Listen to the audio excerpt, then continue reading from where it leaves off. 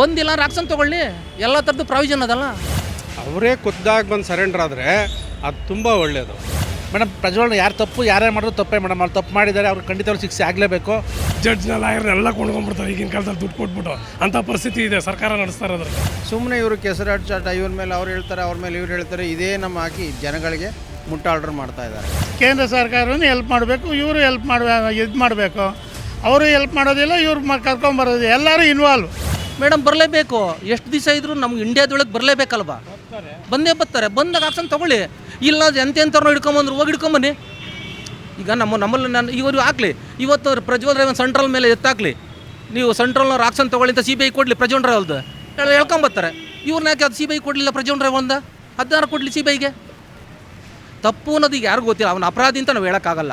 ಅದು ನಿಜಾಂಶ ಗೊತ್ತಾದರೆ ಹೇಳ್ಬೋದು. ಸುಮ್ಕೆ ಪ್ರಜ್ವಲ್ ರೇವಣ್ಣ ಮಾಡ್ದ, ರೇವಣ್ಣ ಮಗ ಮಾಡ್ದ ಅನ್ನೋದಲ್ಲ. ಅದು CBI ಕೊಟ್ಟಾಗಲೇ ಅದು ಗೊತ್ತಾಗೋದು, ಹೌದು ಅಪರಾಧಿಗಳು ಇವರು ಅಂತ. ಈಗ ಅಪರಾಧಿ ಅಂತ ಎಂದಿಗೂ ಹೇಳೋಕ್ಕಾಗಲ್ಲ. ಸುಮ್ಮನೆ ಜನಗಳು ಹೇಳ್ಬೋದು, ಆ ತನಿಖೆಯಾಗಿ ಅವನ ಅಪರಾಧಿ ಅನ್ನೋದು ಒಪ್ಪಾಗಬೇಕು. ಈಗ ಯಾವ ನೋಡ್ರಿ ಅವನು ಬುಟ್ಟ ಇವನು ಬುಟ್ಟ ಅಂತ ಹೇಳ್ತಾರೆ. ಅಲ್ಲ ಬಂದಿಲ್ಲ ಅಂದರೆ ಏನಾಗದೆ? ಇದು ನೋಡಿ, ಬಂದರೆ ಇವತ್ತು ಹೇಳ್ತೀನಿ, ನನ್ನ ಅನಿಸಿಕೆ ಹೇಳಿದ್ದು, ಬಂದ ತಕ್ಷಣ ನೀವು ವಿಚಾರಣೆ ಮಾಡದೆ ಹಿಡಿದು ಒಳಗೆ ಹಾಕ್ತೀರಿ. ಈಗ ಹೊರಗಡೆ ಇದ್ದರೆ ಏನಾಗುತ್ತೆ, ಅವ್ರ ಕಡೆ ಲಾಯರ್ ನೋಡೋಕತ್ತಾ ಇರ್ತಾರೆ. ಹೊರಗಡೆ ಲಾಯರ್ ನೋಡಿಕೊಂಡು ಅವ್ರು ನೋಟಿಸ್ ಕೊಟ್ಟಾಗ ಬಂದೇ ಬರ್ತಾರೆ. ನೀವು ನೋಟಿಸ್ ಅವ್ರಿಗೆ ಮನೆ ಹತ್ರ ನೋಟಿಸ್ ಕೊಟ್ಟವ್ರೆ ಈಗ ಇವ್ರಿಗೇನು ಅಂದರೆ ಈಗ ಬರ್ತೀನಿ ಅಂತ ಹೇಳ್ತಲೇ ಅವರೇ. ಬಂದಿಲ್ಲ ಅಂದ್ರೆ ಆಕ್ಷನ್ ತೊಗೊಳ್ಳಿ, ಎಲ್ಲ ಥರದ್ದು ಪ್ರಾವಿಷನ್ ಅದಲ್ಲ. ಅಲ್ಲಿಂದ ಹೋಗಿ ಅರೆಸ್ಟ್ ಮಾಡ್ಬೋದಲ್ಲ. ಈಗ ಇವರು ದುಬೈನಲ್ಲಿ ಅವ್ರು ಯಾರನ್ನ ಹೋಗಿ ಎಳ್ಕೊಂಬಂದ್ರಲ್ಲ, ಆ ಥರ ಹೋಗಿ ಕರ್ಕೊಂಬರ್ಲಿ. ಸರ್ಕಾರ ಈಗ ಐತೆ, ಸರ್ಕಾರ ಏನು ಬೇಕಾದ್ರೆ ಡಿಸಿಷನ್ ತಗೋಬೋದು.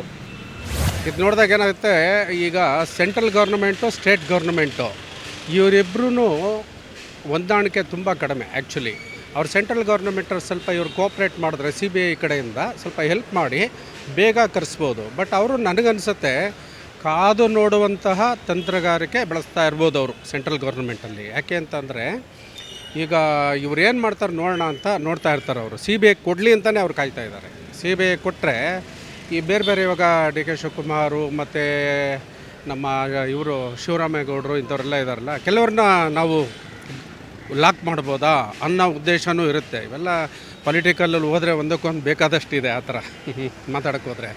ಹಾಗಾಗಿ ಇದೆ. ಆದರೆ ಅವರು ಇದರಲ್ಲೆಲ್ಲ ರಾಜಕೀಯ ಮಾಡೋದು ಬಿಟ್ಬಿಟ್ಟು ಆ ಹೆಣ್ಮಕ್ಳಿಗೆ ತುಂಬ ಯಾರು ಮಾನಸಿಕವಾಗಿ ಇವತ್ತು ನೊಂದು ಅವರಿಂದ ಒಂದು ಇದಕ್ಕೆ ಒಳಗಾಗಿದ್ದಾರಲ್ಲ, ಒಂದು ಸೆಕ್ಷುವಲ್ ಹರಾಸ್ಮೆಂಟ್ ಯಾರು ಒಳಗಾಗಿದ್ದಾರೆ ಅತ್ಯಾಚಾರಕ್ಕೆ, ಆ ಹೆಣ್ಮಕ್ಳಿಗೆ ಗುರುತು ಮಾಡಿ ಅವ್ರಿಗೆಲ್ಲ ನ್ಯಾಯ ಕೊಡಿಸ್ಲಿ. ಸರ್ಕಾರದಿಂದನೇ ಒಂದಷ್ಟು ಘೋಷಣೆ ಮಾಡಲಿ, ಅವ್ರಿಗೆ ಒಳ್ಳೆಯದು ಏನೋ ಒಂದೊಂದಿಷ್ಟು ಅಮೌಂಟ್ ಎಲ್ಲ ಕೊಟ್ಟು ಅವ್ರ ಕೆಲಸ ಕಾರ್ಯಗಳು ಕೊಟ್ಟು. ಆಮೇಲೆ ಪ್ರಜ್ವಲ್ ರೇವಣ್ಣನ ಅವ್ರು ಹಿಡೀಬೇಕು, ಬರಲೇಬೇಕು. ಇದರಲ್ಲಿ ಇನ್ನೊಂದೇನೋ ಅಂದರೆ ಪ್ರಜ್ವಲ್ ರೇವಣ್ಣ ಖುದ್ದಾಗಿ ಬಂದು ಅವ್ರು ಸರೆಂಡರ್ ಆಗಿಬಿಟ್ರೆ ತುಂಬ ಒಳ್ಳೆಯದು. ಕುಮಾರಸ್ವಾಮಿ ಅವ್ರನ್ನೇ ಹೇಳಿದ್ದಾರೆ ನೋಡಿ, ಅವರೇ ಖುದ್ದಾಗಿ ಬಂದು ಸರೆಂಡರ್ ಆದರೆ ಅದು ತುಂಬ ಒಳ್ಳೆಯದು. ಅವ್ರು ಬರೋವಾಗ ಅವರು ಬೇಕಾದ್ರೆ ಮೀಸೆ ತಿರ್ಸ್ಕೊಂಡವಲ್ಲ, ನಾನೇನೋ ಮಾಡಿಲ್ಲ ಅಂತಲೇ ಬರಲಿ. ಆಮೇಲೆ ಅವರು ಏನಾರು ಅವ್ರು ಏನೋ ಮಾಡಿಲ್ಲ ಅಂದರೆ ಅವ್ರು ಪ್ರಮಾಣೀಕರಿಸಿ ನೋಡಿಸ್ಬೋದಲ್ಲ. ಅದನ್ನು ನ್ಯಾಯಾಂಗ ಅನ್ನೋದು ಇದೆಯಲ್ಲ, ಎಲ್ಲರಿಗೂ ಮಾಡ್ಬೋದಲ್ಲ. ಅವರು ಏನಕ್ಕೆ ಬಚ್ಚಿಟ್ಕೊಂಡಿದ್ದಾರೆ ಅಂದರೆ ಮಾಡಿದ್ದಾರೆ ಅಂತ. ಮಾಡಿದ ಮೇಲೆ ನೀನು ಪನಿಷ್ಮೆಂಟ್ ಆದರೂ ಅನುಭವಿಸ್ಬೇಕು. ಇವಾಗ ಎಷ್ಟೋ ಜನ ತಪ್ಪು ಮಾಡಿದ್ರೆ ಅವ್ರಿಗೆ ಪಾಪ ಪ್ರಜ್ಞೆ ಕಾಡ್ಬಿಡುತ್ತೆ. ಪಾಪ ಪ್ರಜ್ಞೆ ಕಾಡ್ಬಿಟ್ಟು ನಾವು ತಪ್ಪಾಗಿದೆ ಕ್ಷಮಿಸಿ ಅಂತನಾದರೂ ಕೇಳ್ತಾರೆ. ಆ ಥರನೂ ಇಲ್ಲ. ಇದು ಸುಮ್ಮನೆ ಅವ್ರವ್ರು ಎಸ್ಕೇಪ್ ಆಗಿ ಈ ಥರ ದೂರ ಅಬ್ಸ್ಕಂಡಿಂಗಾಗಿ ಕೂತ್ಕೊಂಡ್ರೆ ಏನು ಮಾಡ SIT ಆದರೆ ಏನು ಮಾಡುತ್ತೆ ಯಾರು?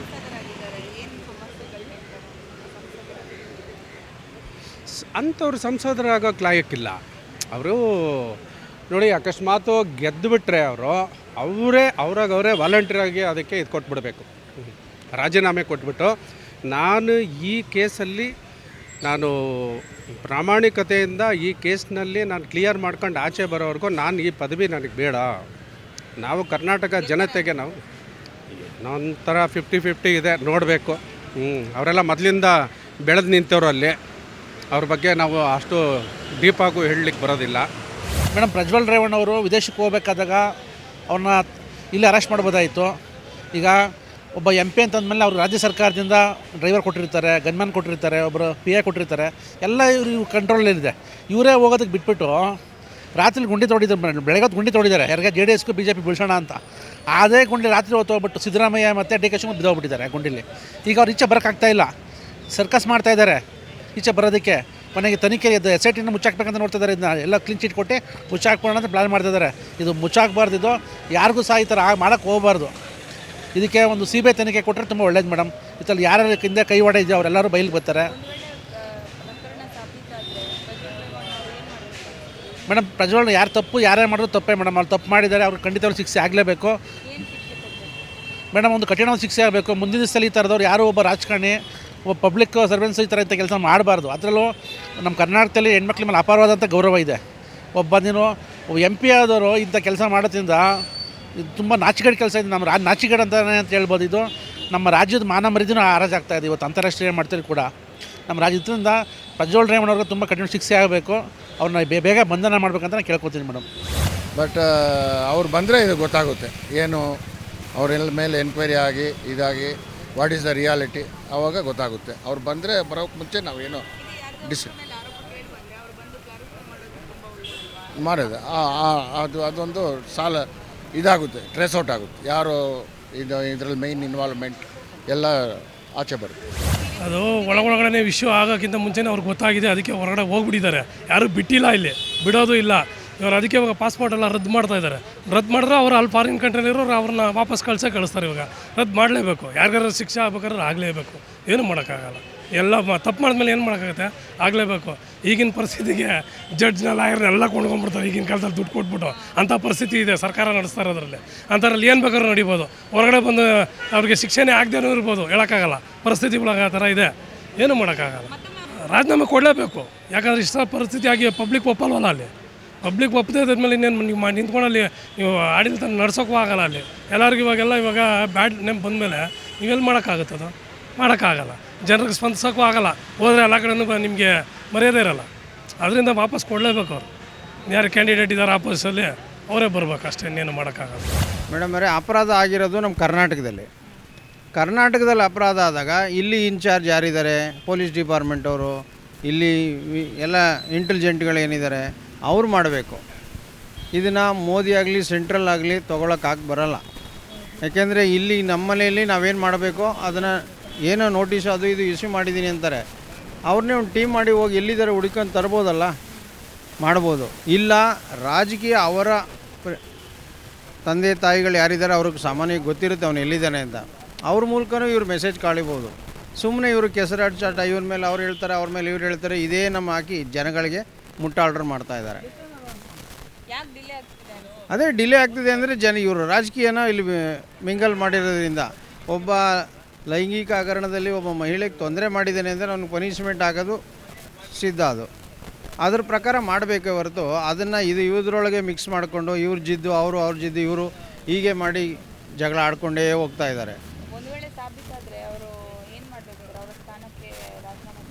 ಅಲ್ಲಲ್ಲ, ಅವ್ರು ಗೆದ್ದರೆ ಅವ್ರಿಗೆ ಒಂದು ಇದು ಬರುತ್ತೆ. ಇಲ್ಲಾಂದರೆ ಅವರು ಸಾಮಾನ್ಯ ಜನಕ್ಕೆ ಏನು ಪನಿಷ್ಮೆಂಟ್ ಆಗ್ತಾಯಿದೆ, ಏನು ವ್ಯವಸ್ಥೆ ಆಗ್ತಾಯಿದೆ ಅದನ್ನು ಮಾಡಬೇಕು.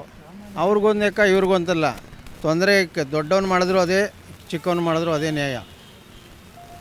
ಆ ನ್ಯಾಯನ ಕರೆಕ್ಟಾಗಿ ಅದನ್ನು ತೂಕ ಮಾಡಿ ಅವನಿಗೆ ಏನು ಪನಿಷ್ಮೆಂಟ್ ಕೊಡಬೇಕು, ಮರಣದಂಡನೆ ಕೊಡ್ತೀರಾ, ಇನ್ನೊಂದು ಕೊಡ್ತೀರಾ, ಮತ್ತೊಂದು ಕೊಡ್ತೀರಾ ನೋಡಿ.